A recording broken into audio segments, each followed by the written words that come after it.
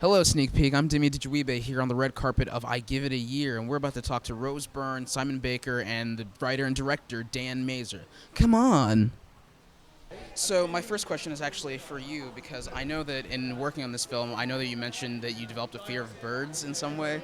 How did that Yeah. How did that happen? Well, we had to do this scene with doves, Simon and I wasn't really I didn't know I was scared of them. So anyway, I don't think you developed it. consequently, I don't think. I think deep down you had I it think all I just along. had it all along, and I was literally like physically hijacked when I did the movie, and it was like a weird acting exercise of trying to like perform a scene while being completely.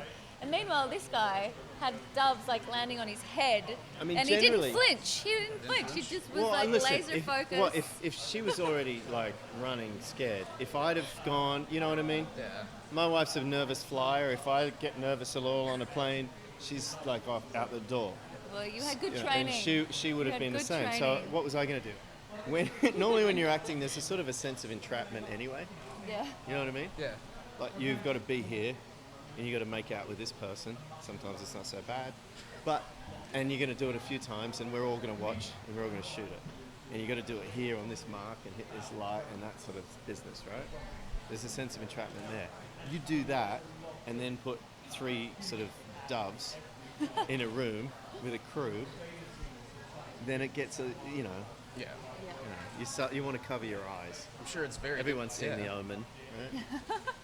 I know that you have gone. I mean, you used to do a lot of drama. You did Damages for 5 years, Yeah. and recently you've been doing romantic comedies. You did Bridesmaids. You're Yeah. in I Give It a Year now. Is there a sort of mindset you have to switch when you're switching gears with those?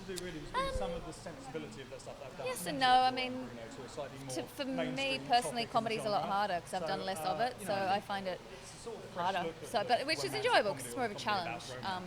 But everybody's different. But I personally think And I just thought, comedy's just like doing a dramatic scene, except on top of that you have to get a laugh. So it's like there's a little more pressure, weirdly. But again, diversity is great. So to be able to do something like Damages and then something like I Give It a Year is, it's great. What advice can you give to someone who wants to be a writer or a director who's in our position like a student?